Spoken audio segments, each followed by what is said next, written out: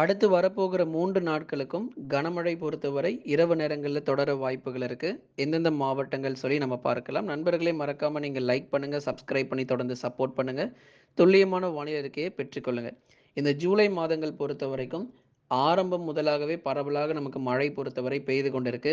என்னதான் ஒரு பக்கம் பகல் நேரங்கள்ல வெயில் வந்து கொண்டிருந்தாலும், இரவு நேரங்கள்ல கணிசமாக நமக்கு மழை வாய்ப்பும் அதிகரிச்சிருக்குங்க. சென்னை முதல் குமரி வரை இருக்கக்கூடிய தமிழ்நாடு முழுவதும் பல்வேறு மாவட்டங்கள்ல பரவலாக மழை வாய்ப்புகளும் அதிகரிக்க தொடங்கியிருக்கு. இன்னும் அடுத்து வரக்கூடிய 3 முதல் 4 நாட்களுக்கு எங்கெல்லாம் நமக்கு சரிவர மழை பெய்யாமல் இருக்கோ, கண்டிப்பாக நமக்கு மழை தீவிரமாகும்.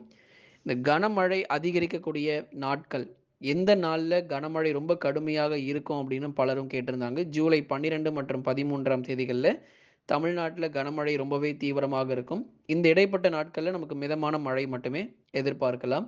விட்டு விட்டு நமக்கு மழையினுடைய தீவிரம் இருக்கும். ஒரு 5லிருந்து 7 சென்டிமீட்டர் மழை வரைக்கும் தமிழ்நாட்டில் இருக்கக்கூடிய சில மாவட்டங்கள்ல அதிகபட்சமாக எதிர்பார்க்க முடியும். இந்த 10 சென்டிமீட்டருக்கு மேல மழை பொழிவுகள், அதாவது கன முதல் மிக கனமழைங்கிறது ஜூலை 2வது வாரங்கள்ல தொடர்ந்து நம்ம பதிவாகறதுக்கான வாய்ப்புகள் எதிர்பார்க்க முடியும். குறிப்பாக சென்னை, திருவள்ளூர், காஞ்சிபுரம், செங்கல்பட்டு, விழுப்புரம், கடலூர், புதுச்சேரி மற்றும் காரைக்கால், கள்ளக்குறிச்சி உள்ளிட்ட பகுதிகள்ல அநேக இடங்கள்ல நமக்கு பரவலாக இரவு, நள்ளிரவு நேரங்கள்ல மழை வாய்ப்புகளும் அதிகரிக்கும் நண்பர்களே.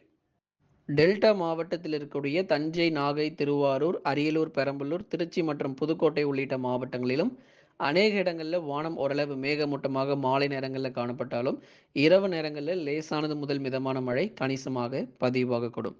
தொடர்ச்சியாக பல்வேறு மாவட்டங்கள்ல பெய்யக்கூடிய இந்த மழையின் காரணமாக ஒரு குளிர்ச்சியான ஒரு சூழ்நிலை இனி அடுத்தடுத்து வரக்கூடிய நாட்களில் நம்ம பார்க்க முடியும்.